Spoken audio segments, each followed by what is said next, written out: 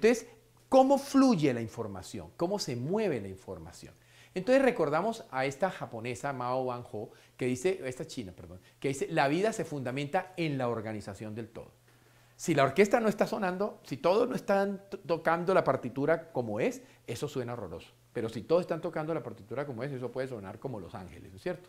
Entonces, para que esa orquesta con tantos músicos diferentes y tantos instrumentos diferentes suene bien, ¿qué necesitamos? Adaptación. ¿Y por qué? Porque la complejidad de la actividad metabólica es tenaz porque tenemos entre 73 a 77 billones de células en el cuerpo humano. Entonces, si a veces ponerse de acuerdo con la mujer es difícil, ahora poner de acuerdo a 73 billones. O sea, si es tan difícil ponerse de acuerdo a veces solo en el núcleo de la casa, en el núcleo de la ciudad, en el núcleo de la nación, pues entonces ponte lo que significa poner de acuerdo y a funcionar armónicamente todo este mundo de gente. Hay más de 7.000 reacciones químicas celulares por segundo. Hay más de 500 trillones de reacciones por segundo en todo el organismo.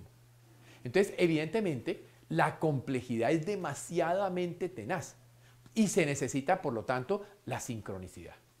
Si no hay sincronización, es lo esencial. O sea, para que una partitura de una orquesta y una obra suene maravilloso, tienen que estar sincronizados. Por eso tenemos factores determinantes para que esa sincronización ocurra. Por eso es necesario tener un muy rápido y preciso sistema de comunicación que permita que cualquier cosa que ocurra en el cuerpo en algún sitio, automáticamente en otras partes se puedan hacer las adaptaciones necesarias. Por eso tenemos dos sistemas de comunicación en los elementos vivientes, que es el químico y es el energético. El químico hace rato lo conocemos, hormonal, neuronal, basado en meridianos y basado en fotones, son sistemas de comunicación. Entonces, por ejemplo, las comunicaciones químicas las producen las hormonas o las producen factores, por ejemplo, factores de crecimiento nervioso, factores de crecimiento epitelial, factores de crecimiento de colonias, citoquinas, interleuquinas. Hay un montón de moleculitas cuya función es dar información, transformar y pasar información de un lado a otro. La comunicación hormonal, por ejemplo, necesita receptores. La hormona manda, el órgano produce la hormona, el órgano endocrino produce la hormona, pero allá en el órgano diana tiene que haber una antenita que capte esa hormona. Y por otra parte, solo las células con receptores pueden recibir la información. Por lo tanto, el sistema hormonal es maravilloso, pero es limitado. Tiene funciones muy precisas y unas hormonas actúan sobre órganos determinados, tienen horas de liberarse, ciclos al mes, ciclos al día, lo que sea. O sea, es un sistema de control. No hay posibilidad con el sistema hormonal de una conexión global, de una conexión general, y es ante todo una información totalmente específica. O sea, cada hormona tiene una función y no tiene otra, y es la única que hay. Está fuertemente influenciada por el lugar del receptor y la reacción siempre es total. No hay graduación, o sea, es lo que llamamos la ley del todo o nada, igual que el sistema nervioso. O sea, cuando llega la hormona, reacciona, pero no puede reaccionar un poquito más, un poquito menos, intermedio, no. Es simplemente sí o no. Las comunicaciones energéticas las producen o las interacciones eléctricas o las interacciones electrónicas. Las interacciones eléctricas hace rato las conocemos. De hecho, en medicina utilizamos, por ejemplo, los electromiogramas y te pasan impulsos eléctricos para saber si un nervio está conduciendo y cosas por el estilo, y eso hace rato se utiliza. La comunicación neural, por ejemplo, a través del sistema nervioso, tiene una conexión directa con células del cuerpo. Y los axones terminan ¿a dónde? Los axones terminan aquí en la matrix. Ningún terminal del sistema nervioso toca la célula.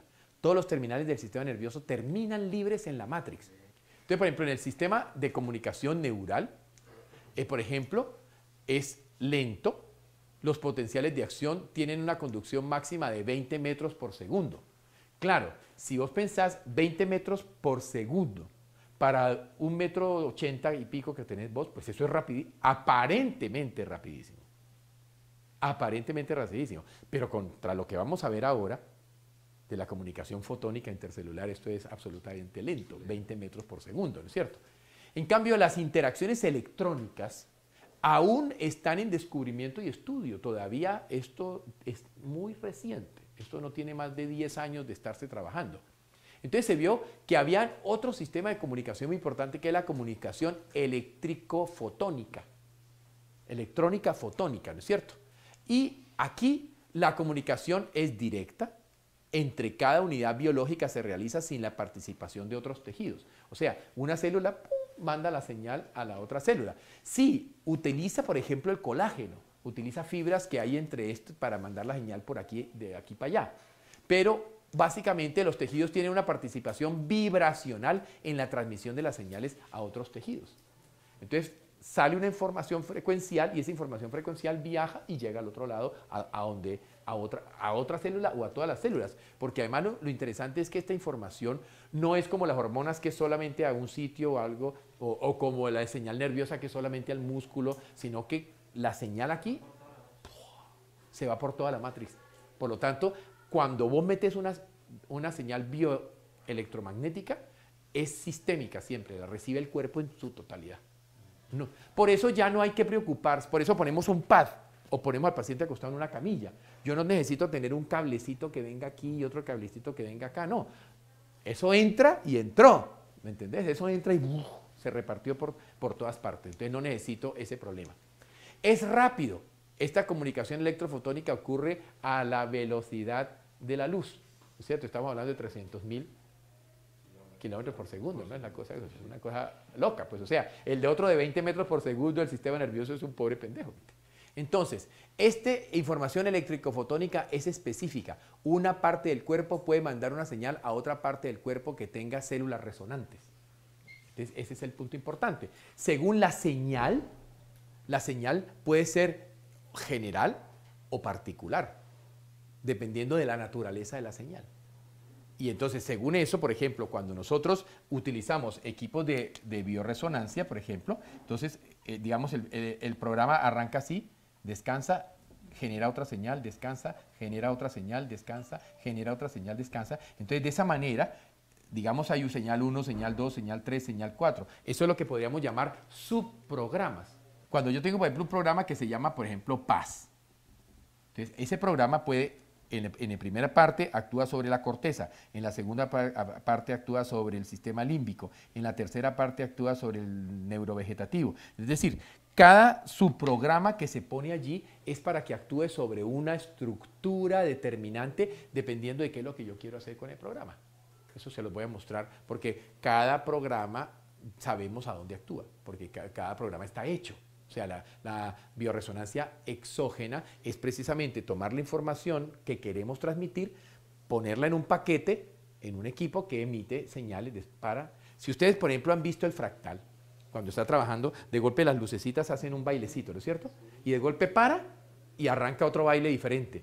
Y para y arranca otro baile diferente. Cada que para y arranca otro baile diferente son otro programa diferente.